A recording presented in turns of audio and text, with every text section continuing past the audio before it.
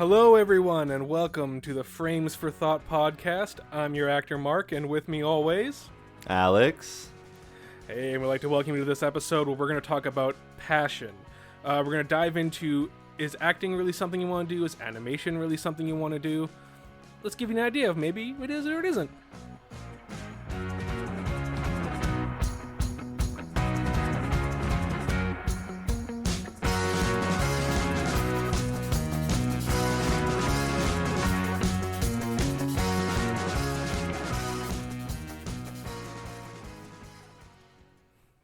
Let us talk about passion. Alex, would you consider us passionate people? I would consider us passionate people. Passionate about what we do, passionate about our opinions.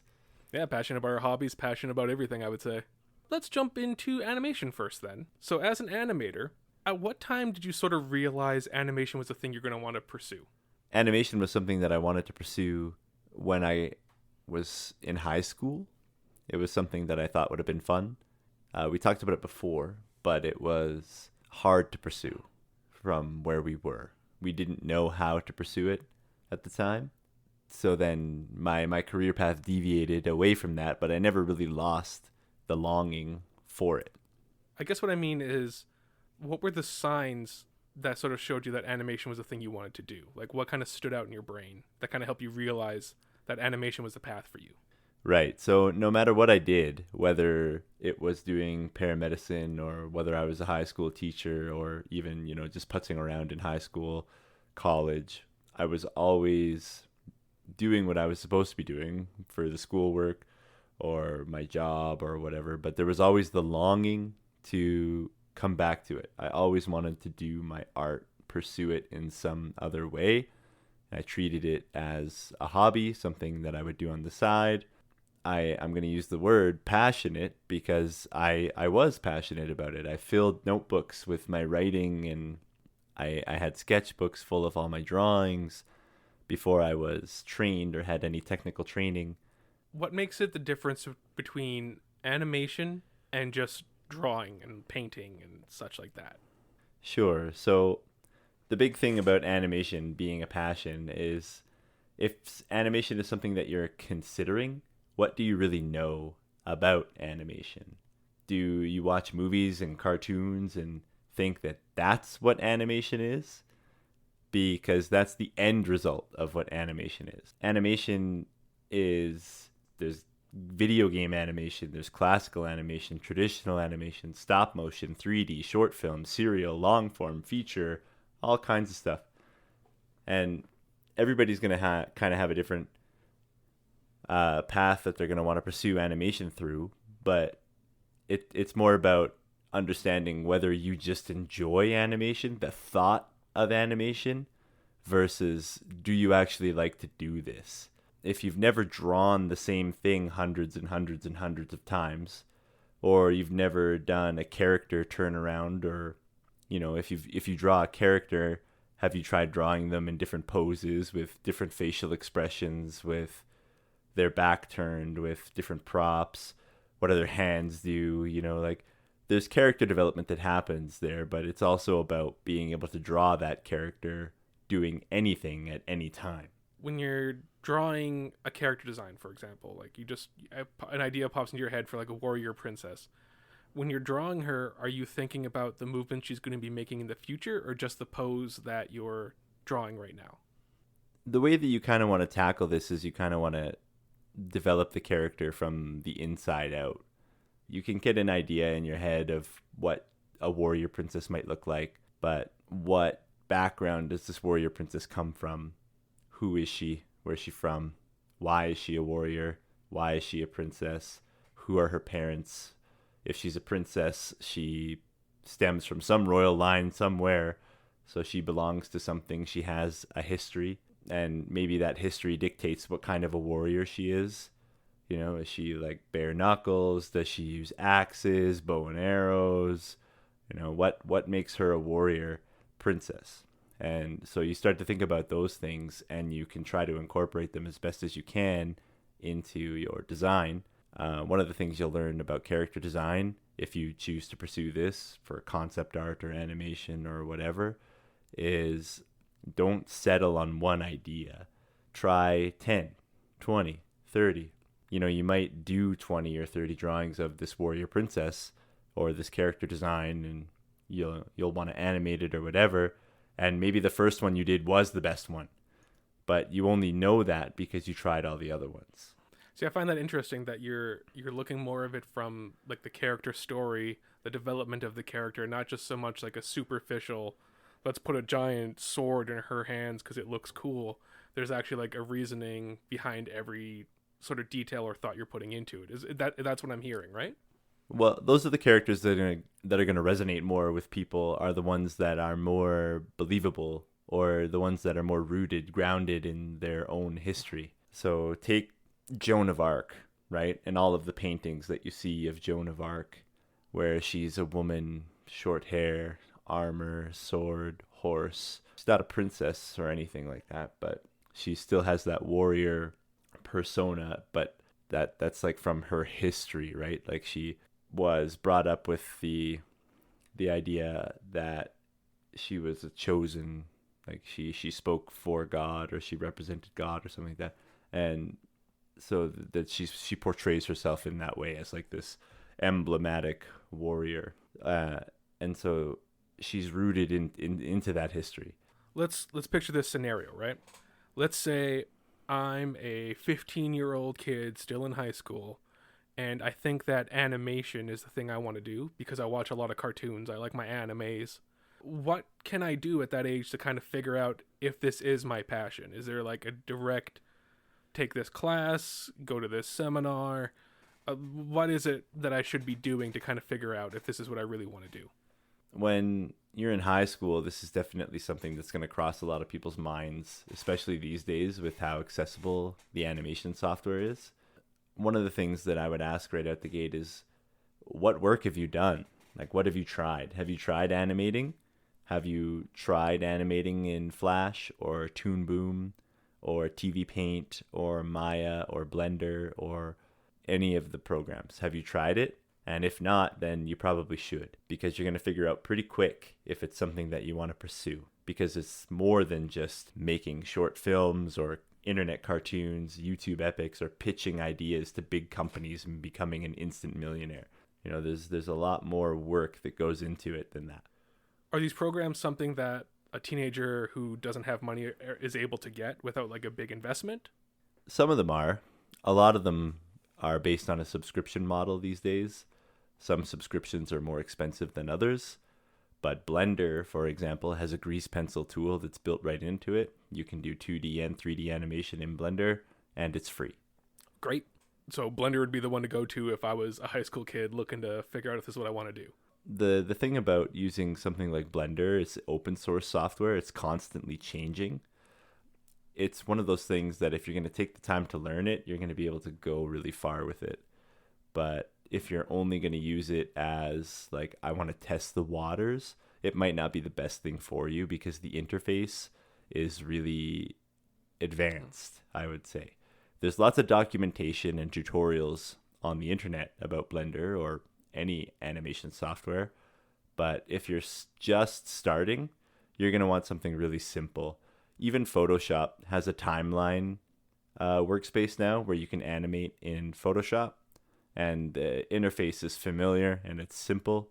Sketchbook is also free. Autodesk has a sketchbook program. It's free, and you can do like very rudimentary animation on there as well. But if it's your first time, I'd recommend, and you're not sure like if you want to do 2D or 3D or whatever, and you just want to try animating something, Flash has a 30-day free trial or 7-day free trial, and Toon Boom I think is the same. You can try it for free for a week and kind of get your feel for it before you decide whether or not you want to commit to it.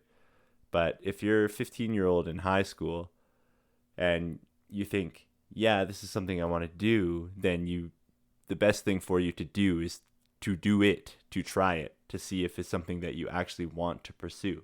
Yeah, I'm just trying to break apart like what someone who isn't in like our position where they kind of have the money to go out and do these things to kind of figure it out for themselves.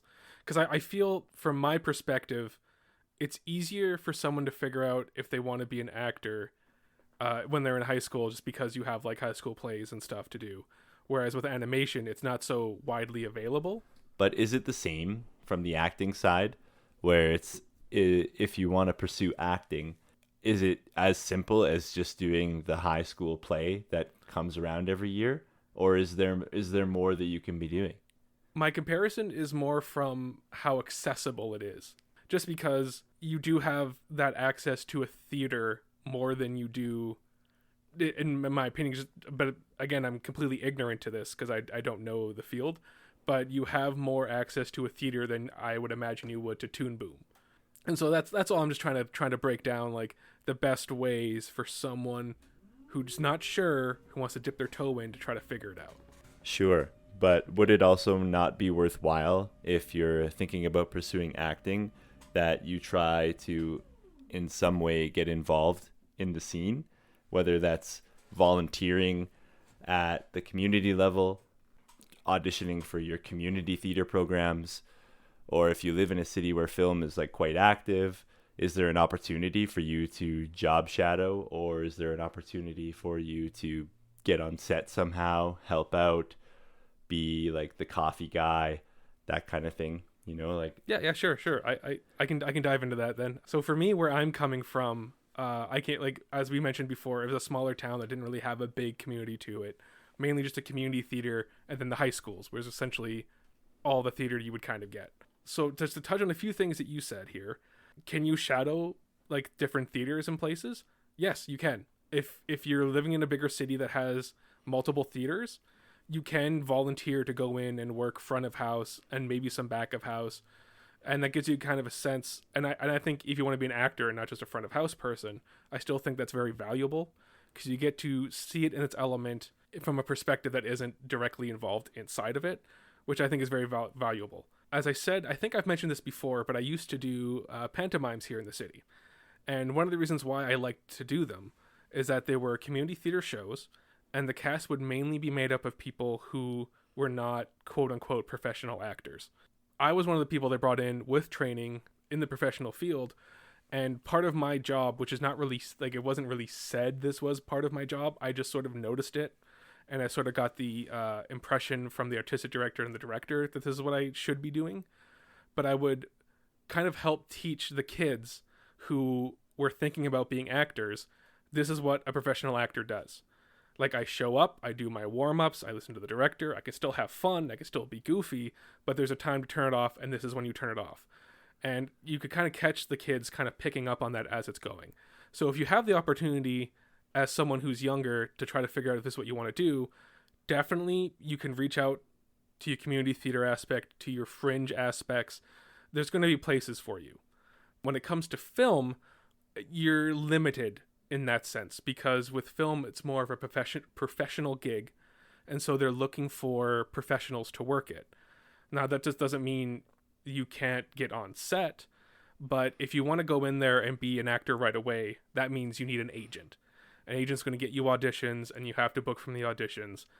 That's a whole nother process that I don't want to get into too much, that I wouldn't want to start in that position if I was a young person, because your talent level isn't going to be as high as the other people you're possibly going up against. Because, even though they're casting something like Riverdale where everyone's supposed to be 16, they're actually all like 25. There's kind of this disconnect, and they have this experience on you that you just simply don't have. But there's other ways you can get on set. The biggest one being background performances. If you can find a background agent, and so you get to be on set, you get to see what the professionals do, you get to see what the director does, you get to see what the lighter does. I think it's a very worthwhile experience. When I first moved out here to Vancouver, I had no experience in front of the camera. But one summer, I just worked as a background actor. And it was great. I got to see how the whole system worked, so that when I got in there as an actor, it was easier for me to understand. It was easier for me to know where I was going and what I was doing and what was supposed to be done and blah, blah, blah. It's very valuable. Does this help help you find that this is your passion? I would argue yes. I think so too. I think that it kind of begs at the heart of the question, which is, if you are really passionate about this, what are you going to do to get there? If you're an actor, you're in some way going to be involved in the acting in the community. You're not just always going to be an audience member, right? Because if you're just going to continue to be a casual observer, then your passion is not the acting portion of it. And it's the same with animation. If you want to be involved in animation, you're going to do the work. You're going to do the legwork, because there is quite a bit of legwork. Are you going to attend seminars, life drawing? There's lots that you can do out in your community. Or I suppose if you live in a smaller community, there might be a little bit of travel involved sometimes. But for life drawing, even online, there's programs like Quick Pose, where you can just go to a website and the pose will stay on the screen for however long you set it to, and then you can practice your life drawing and stuff from there.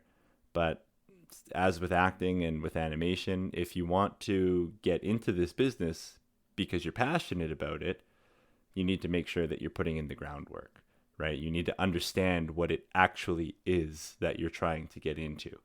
Before we started recording, we were talking about the monotony of animation, because it is a lot of times monotonous.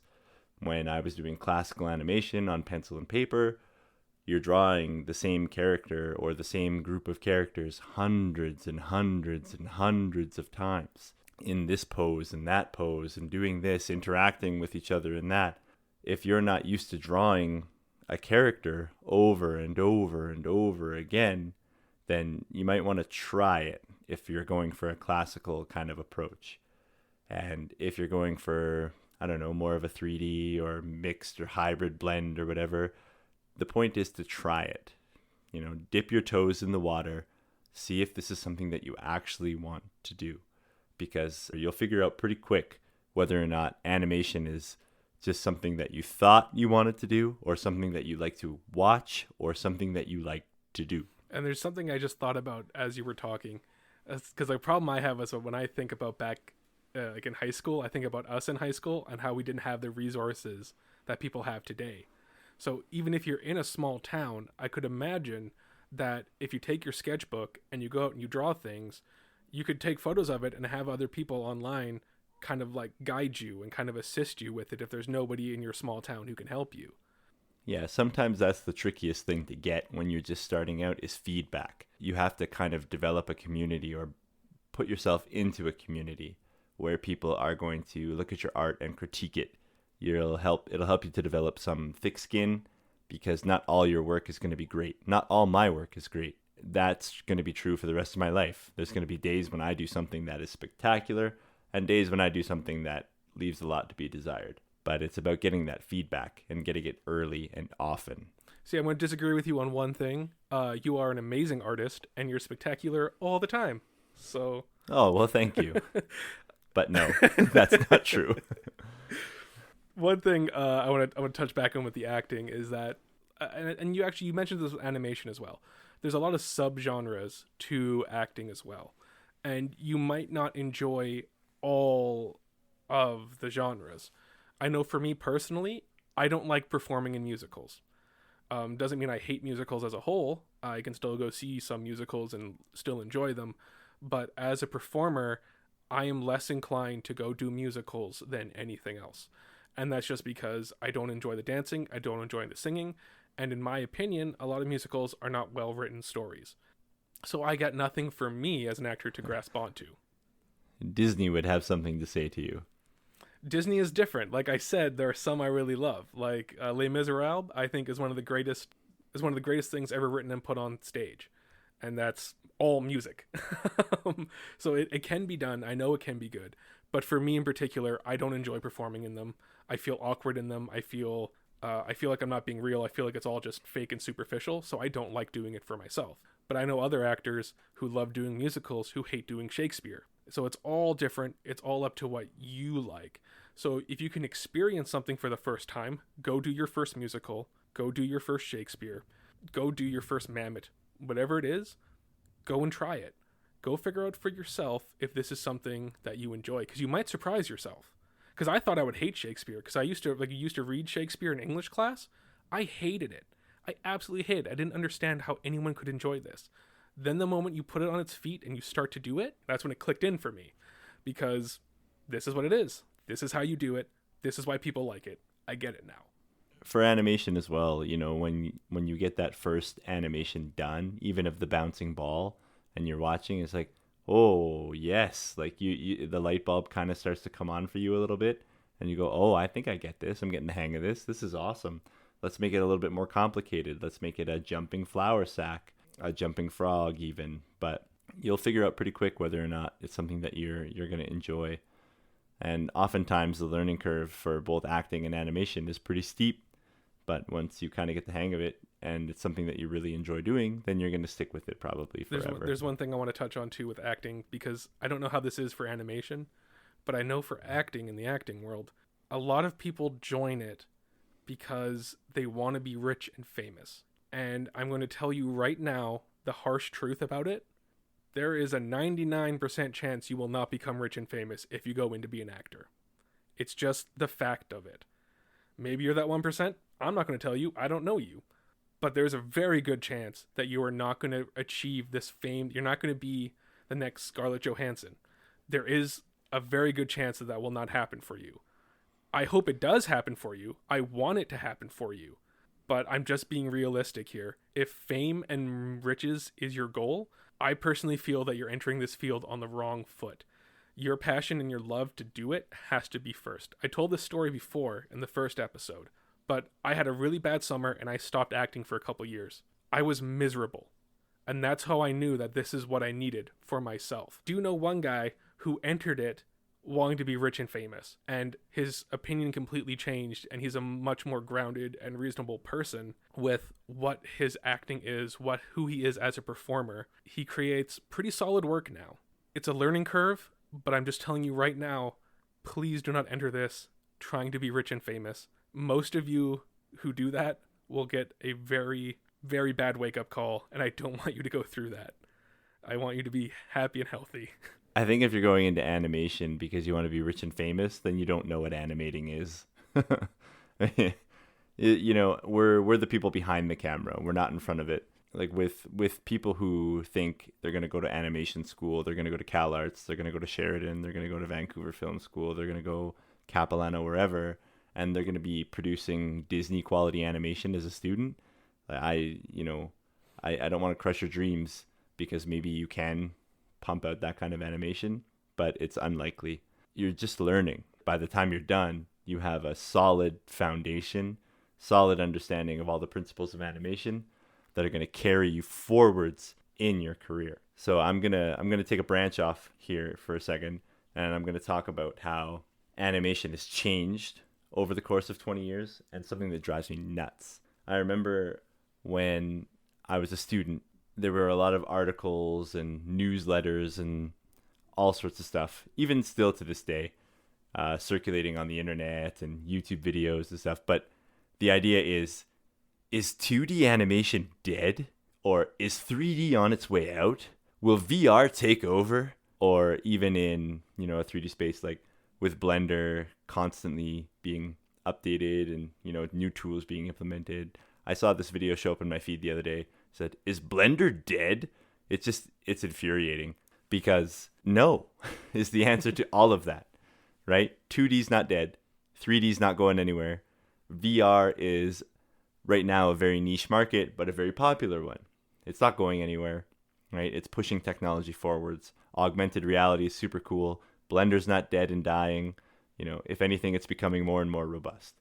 And these things drive me nuts because it's a pandering, right? They're pandering to a crowd. They want you to click on it. It's not, when you become an animator, usually if it's because you're passionate about it, it's because you like it all, right? You like animation, whether it's anime, you can see some of it is really well done, and you like the really well done stuff, or you like the chibi stuff, whatever. Animation that you enjoy, that you're passionate about, doesn't diminish the other animation styles or program software, whatever. Just because you like one thing doesn't mean another person's going to like the same thing. But it also doesn't mean that because you think that this thing has a bigger fan base, that another thing is on its way out, right? And a good example, Cuphead, the video game that was done to look like an old UCP cartoon, and it was a smash hit because of its animation style, Now, I don't know how many people have played this game and then been like, wow, that was a great game. Let's go behind the scenes now, because this was acetate animation. This was hand-drawn animation that was then transferred onto acetate frames and then hand-painted and recorded, digitized, all of that. Like, the amount of work that went into the animation in that game is ludicrous. But does that mean that 3D games are suddenly dead because somebody produced a smash hit for 2D? No. And when GoldenEye came out, like when the Nintendo 64 came out and Super Mario 64 came out, a lot of people were like, whoa, is that the end of like the 2D platformer? Or is that the end of cartridge-based games? Or this, that, the other thing, right? And look at today. Look at your Steam library, you know, your Epic Games, all of it, where you have all your indie titles, where you have like a $5,000 computer that plays $14 games. Like, it didn't go anywhere. All I'm kind of getting at with this is that people are passionate about their projects. If they're passionate about that 1930s style animation and they think that they're going to make, you know, they can make a video game that does something that's totally outside of the box with that, you know, that's a passion project. Yeah, I totally hear what you're saying, and I completely get it. And yes, I would say the same thing goes with theater and film as well. You can tell the difference if people cared about it or if they didn't. This is why I enjoy a lot of really bad B movies, because a lot of the times when you're watching them, you can actually see the passion and you can see the fun that everyone's having making the movie. I remember a long time ago I bought this 3-disc box set of these Scarecrow movies, and I think it was the second film. They're at like a fraternity, and the Scarecrow attacks this fraternity. There's one performance that really stands out for me, because I can just tell that the entire time this woman was having so much fun doing it. And she played your stereotypical blonde bimbo girlfriend of the guy that the main girl wants. You can see her playing it up the entire time, and it was so fun to watch this person have fun. And that's the kind of thing you need to bring into these kinds of projects, because my passion is creating something that someone enjoys. And if I really enjoy the work I put across, I hope that they enjoy it too. And a lot of the times, I feel what's keeping me alive in the game for the most part, I get into the room for the audition, and I'm just so happy to be there, and I'm so happy to show them this thing I created. And even if I don't book it, or they see it and they're like, oh, that's not right at all, they keep calling me back because I show up and I care, and I want them to be as entertained as I am and be as happy and passionate as I am about what I'm doing. And it's, you can see it.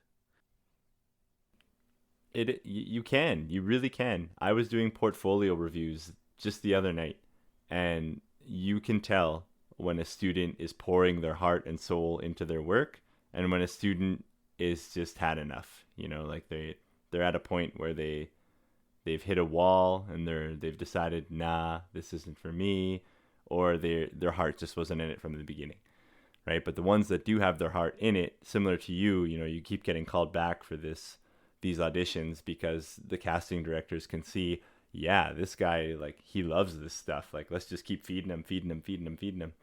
The students who really take the time to polish their shots in the end, or, you know, they tweak the pose in the animation to make it just so, you know, like they put that little bit of extra love into it, and it shows. It really shows through, right? Even if it's student work and it's not at some kind of really high caliber studio level, you can still tell the ones that put maximum effort in because they love it versus the ones that are kind of just trying to pass off, you know, the bare minimum to get in, right? To get their foot in the door.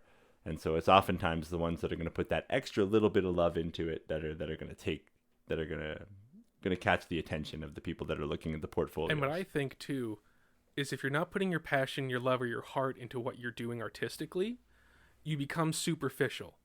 And it's really easy to see when someone is being superficial, when they're not putting their all into it. It's not even like, it's less than half-ass. It's like a quarter-ass of the work. And you turn people off. Like that in my mind is what makes a poor performance when I'm watching a show or something on stage, where you can see this actor who just doesn't care about the part that they got or the part that they're doing. Or maybe the directing was bad. That's possible too. But you can really see when the passion isn't there. I want to tell a story because I know a friend who went into university to be a writer, and her whole thing was that she loved fashion magazines. She just wanted to write about shoes and dresses and makeup and hair. That's what she really was really passionate about, and that's what she wanted to write about. She got influenced by the other people in her class. They tried to shame her. I shouldn't say they tried because they succeeded. They shamed her into thinking that what she wanted to write about wasn't important enough, that didn't matter, that she should be writing more meaningful things. So when she got out of university, she took that writing and started writing about quote unquote issues or whatever.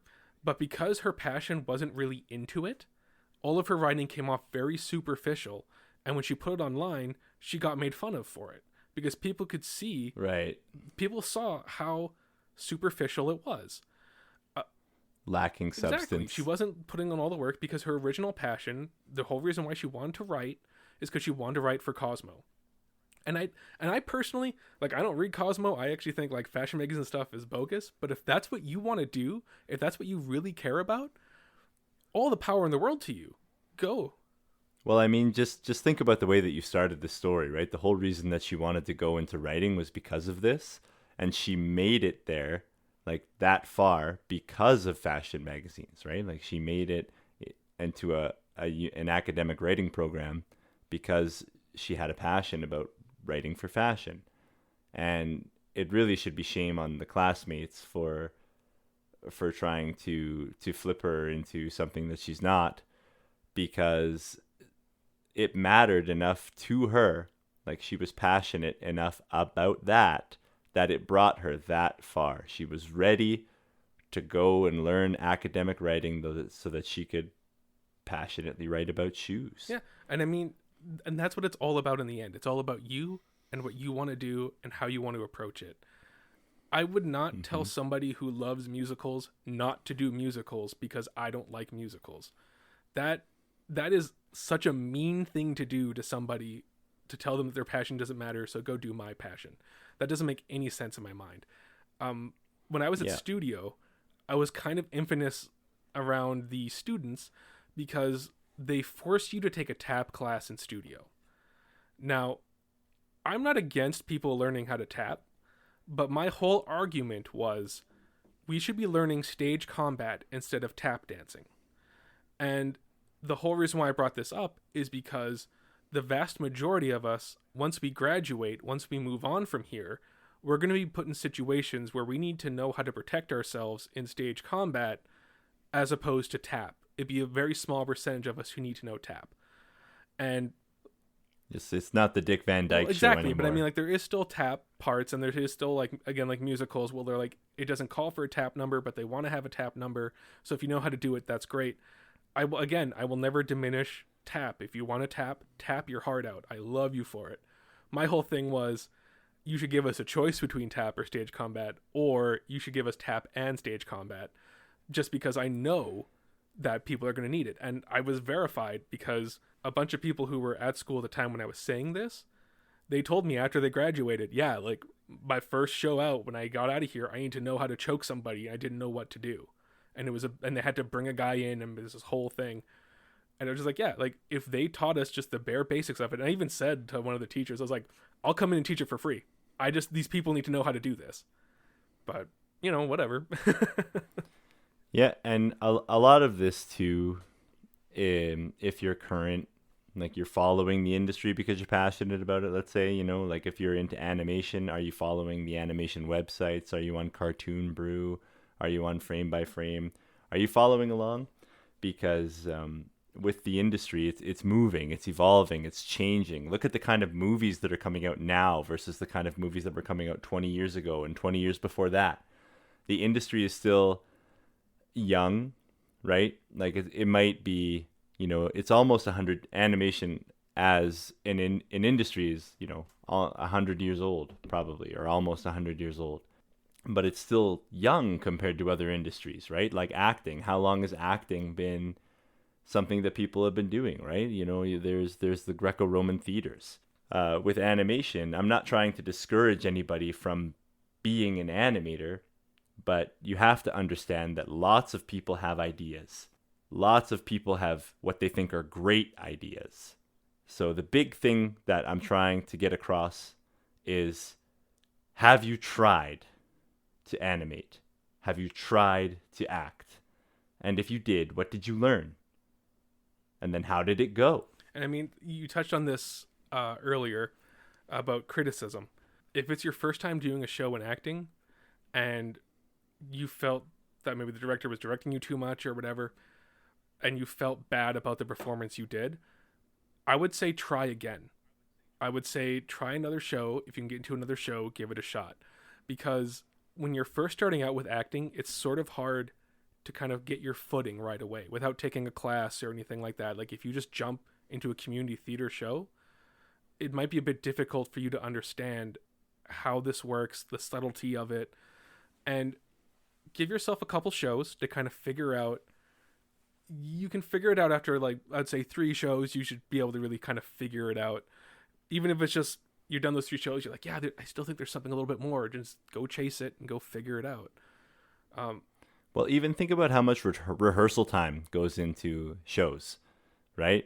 Or films or what have you, right? Like the rehearsal time is a huge part of that. Probably the biggest part of that, I would argue, right? It's all the practice time that leads up to the big Something finale. I want to touch on while we're still here. A lot of people consider things like acting and like animation, maybe not so much animation, but drawing and art. They see it a lot as just like hobbies, as it's just something you do when you're not doing your normal person job or like the job you should be doing. What would you say to an animator who sort of needs to hear that it can be more than a hobby? Like, how would you kind of boost them up? Look no further than like influencers on TikTok or Instagram or YouTube. People who start a YouTube channel and have 1 million subscribers. You know, like that's a feasible job for some people. Animators though who do that? Some maybe, but I'm not on social media very much. But if people are coming to you and saying that, oh, you know, animation it's not that great of a career, those are the people that don't understand it, right? They haven't done the research or looked into it. You have to ask those people, do you like movies? Do you like shows? Do you like Rick and Morty? You know, like, did you like Into the Spider-Verse? And there's even a new one that came out recently. It's called The Mitchells versus the Machines. I've heard good things about that. It's incredible. It's relentless, and you can tell that it's a passion project. You can absolutely tell that it's a passion project. It is high octane. I use the word relentless, and I mean it. The humor is relentless, and the action is relentless. This film is non-stop. The people that worked on this film are, I would argue, of like the highest caliber, right? And it's because that they're passionate about doing something. So this kind of comes into a point that I want to make, whereas if you want to do animation, have you given any thought to what kind of animation that you want to do? Is it for video games? Is it for television, feature film, super feature? Because I guarantee you're not ready for super feature. That's things like Pixar or working for the big companies, right? Like Disney and Sony. You know, you're coming out of school, you are not ready. You know, these companies offer internships for professional animators before the animators are allowed to get in, right? They're not just picking random people up out of school or off the street to jump into these things. So when you're considering coming into animation, we've said it a ton this evening already. It's just, what have you done? Animation is monotonous. It is repetitive. That's what it is. It's repetitive on purpose. It's exaggerated motions, intentional embellishment. Do you know how much work goes into those quote unquote awesome shots that you see? You know, those super high action sequences of shots. How much work goes into it from the animation side or the visual effects side, or versus the dialogue. How hard it is to match up the lip sync just so that it reads properly. Especially now with the world of deep fakes and animation. One of the things that you need to be conscious of is animation is not always fun. In the same way that acting probably isn't always fun either. Like I think about Game of Thrones when they had to do the 4 weeks of night shoots in the cold and in the rain. That doesn't sound great. I mean, the end result, probably totally worth it. But there are going to be days when you're getting up to go to set and you're miserable. You're not happy. And there are days when I would go to work in studio and working on a certain show or Lego or The Deep or whatever, and I would have the same set of shots that kept coming back for revisions because it wasn't just right or wasn't quite so. And it wasn't fun. It's not fun all the time. Animation is a great career, but it's not always fun. There's a story from the Hobbit film where Ian McKellen broke down on set crying because the way they filmed it, they had all the dwarf actors in one room and they had him in a different room, all green screened with like little balls with heads to represent all the different dwarfs. And they put a receiver in his ear and a microphone so that he would say his lines, they could hear him, and they said their lines, he could hear them. And he had a mental breakdown because that's not acting to him. He's sitting in a green room talking to a bunch of green balls. That's not, he likes that face-to-face communication. So it's definitely yeah, it's not why he became an actor, right? I think that's the quote. This is not why I became an actor. He broke down and just said like he wants to go home. He wants to stop and go home. He's a traditionally trained actor. He's a theater trained actor, and that's how we learn our craft. And I just say that to go back to what you're saying about how difficult it can be. This is Sir Ian McKellen having a breakdown. So it doesn't stop. It's always going to come and hit you in the butt. You got to be ready for that. I know for me, the hardest parts of being an actor is when it's the downtime between gigs, between jobs. It's been a long time since I've booked anything because of the global pandemic. The uncertainty, right? The entire game has changed for me, and I need to find my groove with this new process. Because like what I guess emotionally what has me so upset is that I had a gig booked, and then because of the pandemic it got canceled, and now like the third credit I would have had and I would have been full union now is gone. It's just gone forever. And so now I gotta work on getting that one back. And the new format of doing it is completely against what I'm used to doing. Whereas they want you to film it from home and send it to them, and you send the one take. And I struggle with that because I'm better in the room. I'm better. You can't feed off of the energy and of like, the people. It's not real. I'm 9 times out of 10, because of the way my situation is, I'm talking to somebody who's doing FaceTime on my iPad, and it's not the same as talking to somebody in the room. All my best auditions is me talking to somebody inside the room. So I know for me, that's what's been my struggle, and it makes me doubt myself, and it makes me question everything I've done up to this point. But what keeps me in it, what keeps me grounded, what keeps me going is my passion for the art and my passion for the industry.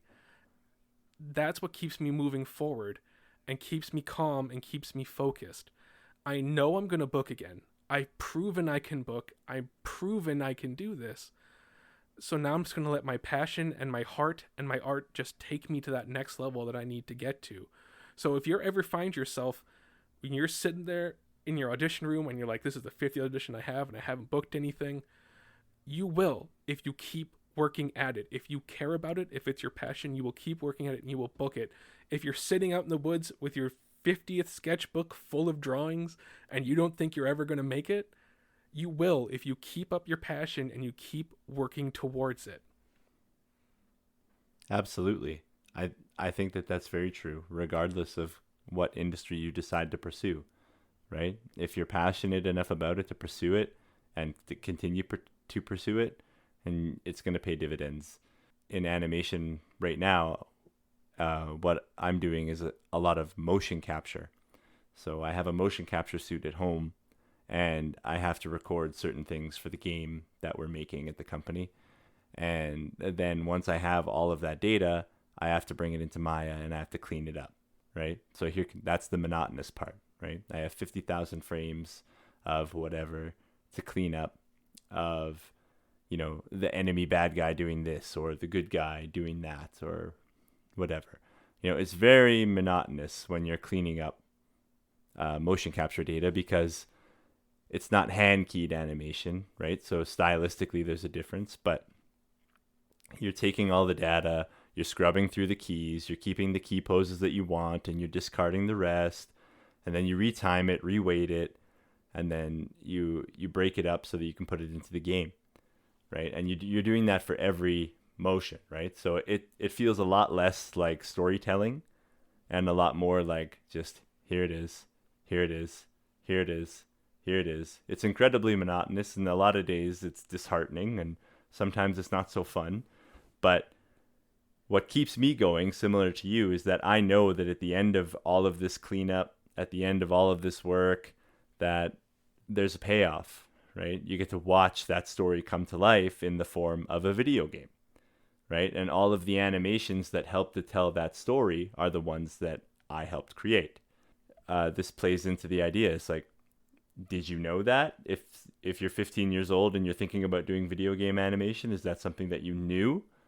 That companies would put like professional actors into a motion capture suit, and they'll get them to act out this choreographed scene. Then animators will take all that data and clean it up to make it look cinematic. That's kind of what we're doing right now with video games, and that's not true for all video games. Obviously, it's the same.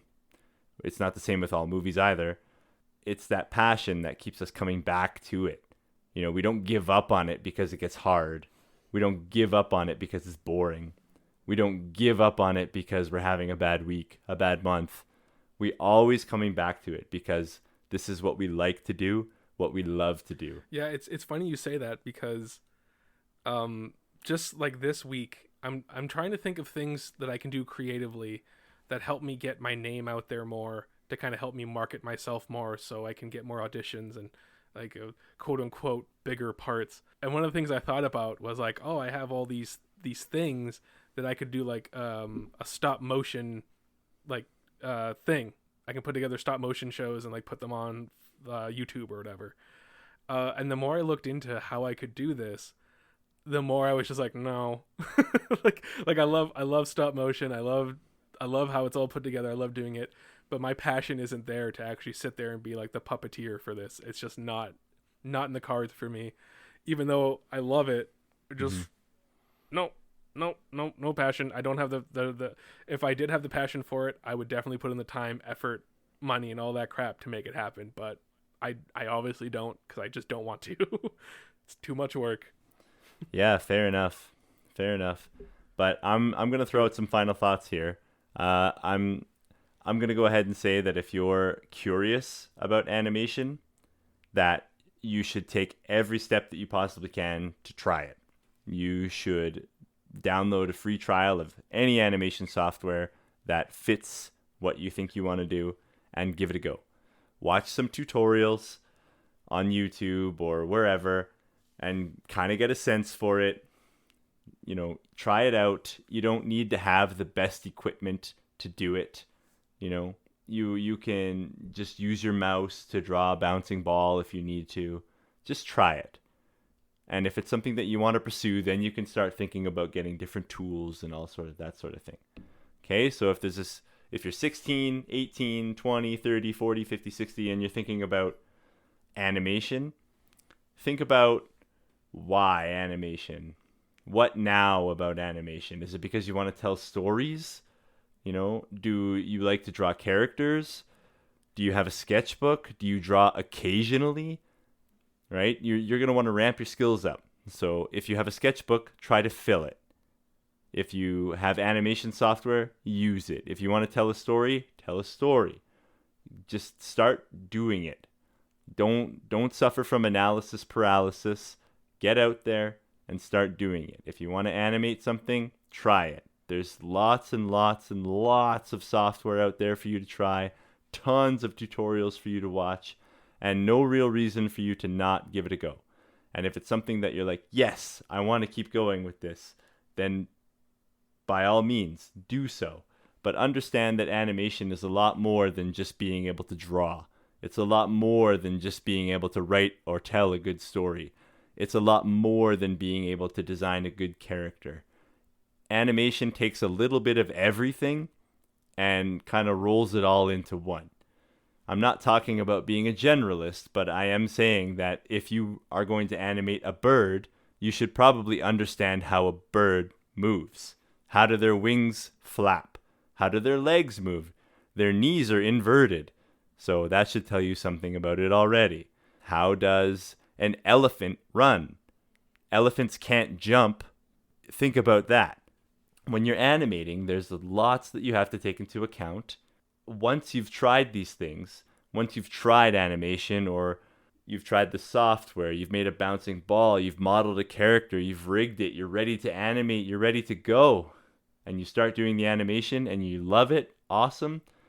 Or if you've gone through all this work and you're still interested, then animation might be something for you to pursue, right?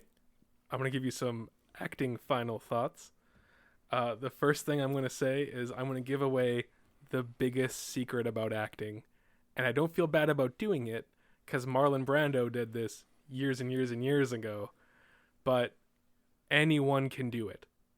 Literally anyone can do it. The only things that are stopping someone from being able to do it is experience, schooling, and passion. Those are the three things you need to succeed. Well, and then, I would also argue that you need to just stick to it. A lot of people stop before they make it to that next level. So you just have to keep on sticking to it, keep learning, keep growing, keep chasing your passions, whatever they are. You want to be a cook? Passionate about it. Want to be a writer? Be passionate about it. You want to be an actor? Be passionate about it. You want to be an animator? Be passionate about it. That is the key to success. Passion, passion, passion. Just stick to it, like don't give up. When the going gets tough, you get stronger. The other thing that I want to touch on just before we go real quick here is the industry is changing. Like I said before, if you're following the industry, it's always evolving, it's moving forward, it's branching out this way and that way. You have access to all of the tools from your own personal computer, laptop, phone, tablet even, with Procreate and the iPad Pro with the pencil. So if you have a passion for storytelling and it's something you really want to pursue, acting or animation, the best advice that we can give you, and we've been kind of touting it all evening just through different parable and story and metaphor, is to try it, to do it, get out there, throw yourself into it, find a way to get involved. Community theater, work at the box office, take people's tickets, become a well-rounded person in whatever industry it is that you're trying to be a part of. And there are lots of people who are fighting for that spot. So be humble, be grateful, because Chris Oatley, he used to work for Disney as a character concept artist. One of the greatest lessons that I learned from him was a simple quote. And he said, "It's not enough to be good at what you do, but you also have to be good to work with." And that's where I'll end it. Awesome. Yeah, I think that's a perfect place to end it. Well, thank you everyone for tuning in for the Frames for Thought podcast and our discussion about passion. Again, this was Mark Manning, your resident actor. And Alex, the animator. We hope to see you guys again next week. Have a good one. Much love. Take care. Bye.